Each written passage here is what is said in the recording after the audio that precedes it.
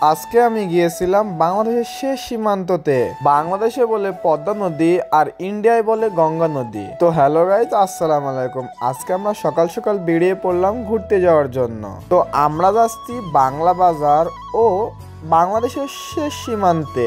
আর গিয়েছিলাম বাংলাদেশে বলে পদ্মা নদী আর ইন্ডিয়াতে বলে গঙ্গা নদীর একদমই কাছে। তো গাড়িতে তেল লোড দেওয়ার পর আমরা সুন্দর প্রাকৃতিক দৃশ্য দেখতে দেখতে চলে যাচ্ছি সেই সীমান্তে। আসলে ভাই, আমরা এখন বর্তমান অবস্থান করছি প্রায় 2026 সালে, কিন্তু বাংলা বাজারের যত জনগণ আছে তারা অবস্থান করছে 90 দশকে।